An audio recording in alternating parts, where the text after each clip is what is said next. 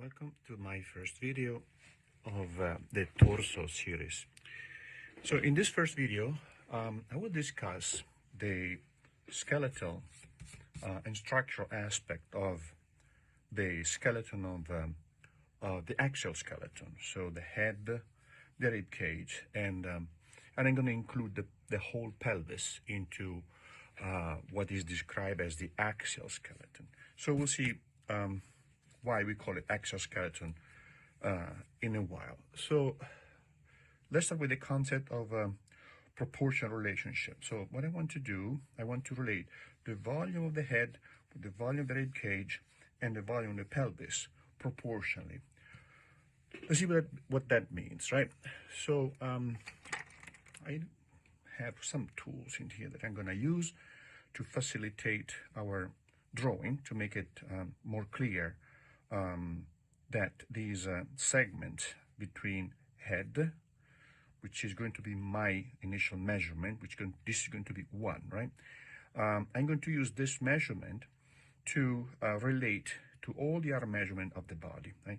So the head is 1. The rib cage is going to be included here between in these two heads, and the pelvis is going to be the 4th head, right? So I have 1, 2, 3, 4 heads, and I'm going to assign to each one of these segments, its measurement actually, a segment of the skeleton. Let's start with the head. So I block in the head, and I want to start drawing light. See that? Draw light, kind of figure out, make a searching line, and see the last of the true ribs. The true ribs are 1 to 7 because they attach directly to the sternum. So these are the true ribs, right?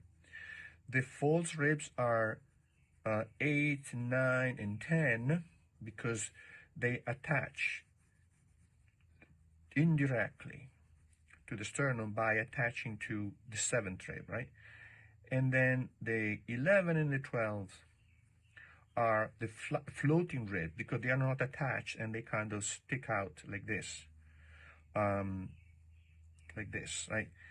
In the back, mostly in the back. They don't attach onto the rib cage, right? So from the front, I only see 10 pair of ribs.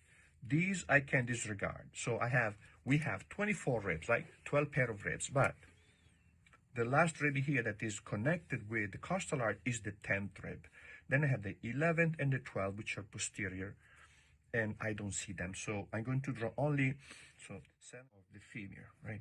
Like that. Okay, so now let's finish blocking this, right? And we can block in here the sacrum, right?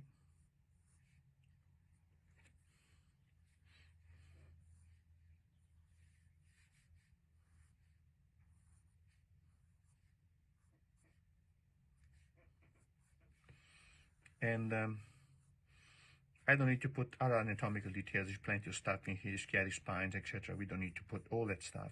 We just need the structural aspect of this, right?